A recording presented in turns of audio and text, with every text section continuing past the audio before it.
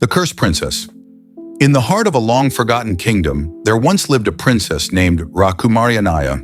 She was known for her ethereal beauty, with long raven-black hair and eyes that seemed to hold the secrets of the universe. The kingdom adored her, and suitors from far and wide came seeking her hand. But Anaya was cursed, though she didn't know it yet.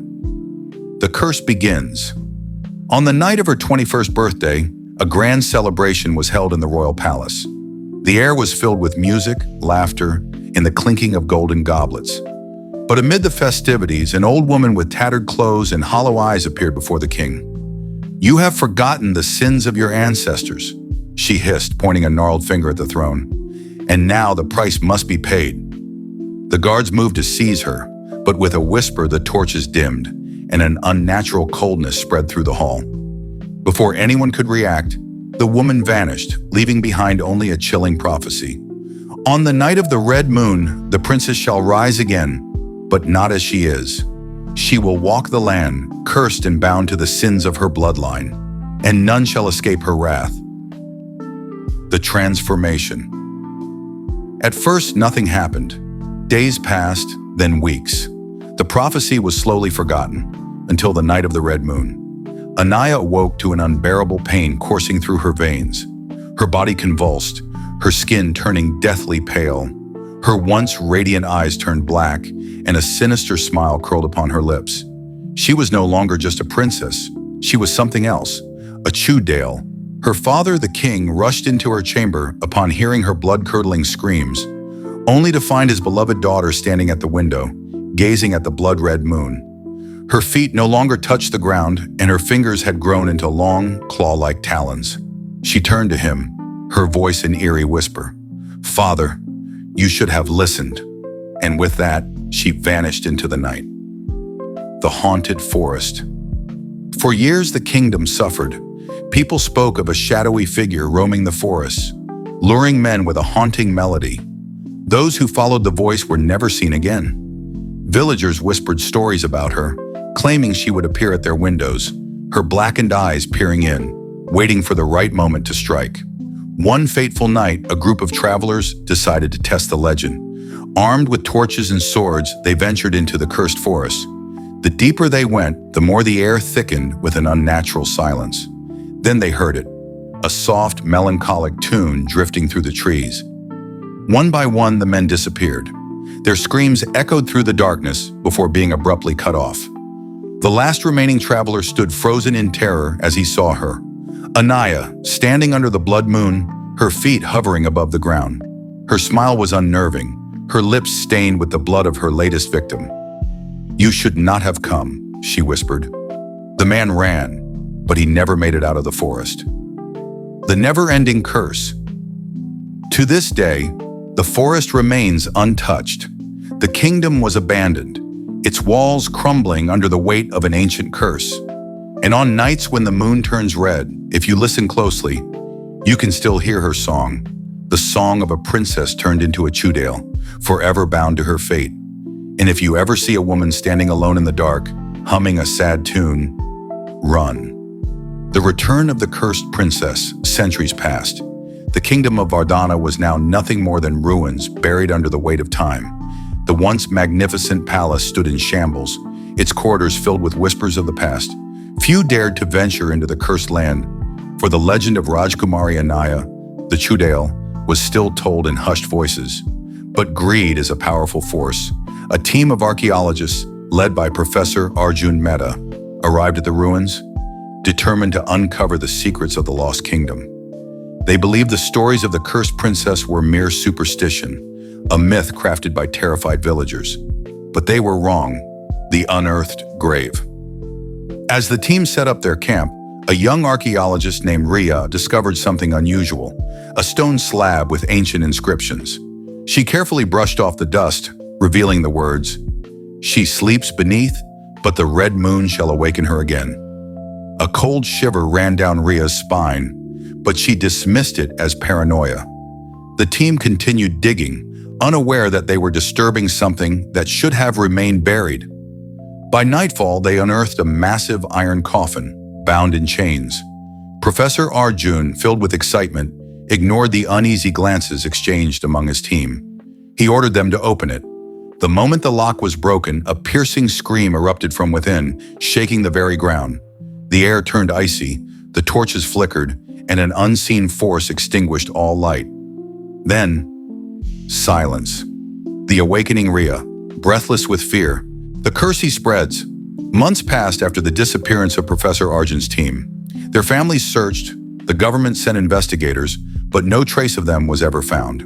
The ruins of Vardhana were declared a forbidden zone, but curiosity is a dangerous thing. A YouTuber named Vikram Sethi, famous for his paranormal investigation videos, decided to explore the site. He wanted to be the first to capture real footage of the cursed princess. Armed with night vision cameras, he and his two friends, Rahul and Neha, sneaked past the barricades under the cover of night. They had no idea what they were walking into. The first signs. As they entered the ruins, the temperature dropped suddenly. Their breath became visible in the cold air. The place was silent, unnaturally so. Even the insects refused to make a sound. Neha shivered. "I don't like this, Vikram. Let's go back."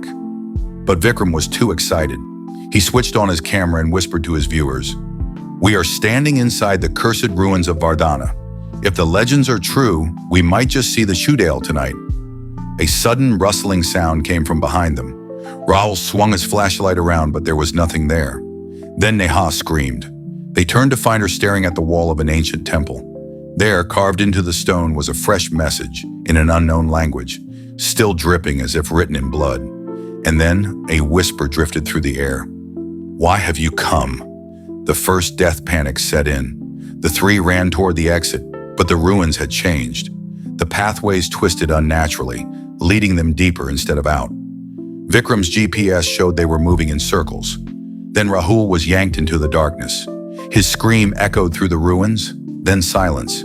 Vikram and Neha turned back, their flashlight beams shaking. "Rahul!" Vikram called out. No response. Then they saw it. A figure standing in the shadows, just beyond their flashlight's reach. Long black hair, floating in an invisible breeze. A twisted, unnatural smile. Rajkumari Anaya. Her blackened eyes met Vikram's, and the camera in his hand crackled with static. Neha grabbed his arm. "Run!" The last recording. Only one of them made it out.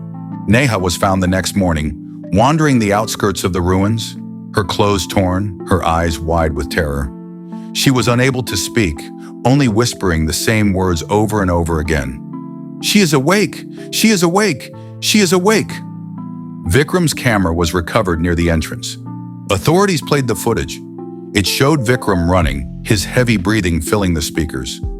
Then he suddenly stopped. The camera turned toward an old broken mirror. Vikram's reflection was not his own. It was Anaya, smiling at him from inside the mirror. The screen cut to black. The curse lives on. No one knows what happened to Vikram and Rahul. Neha was sent to a psychiatric ward, where she sits in a dark room, still whispering those same words. Meanwhile, Vikram's footage was leaked online. People started watching, intrigued, excited.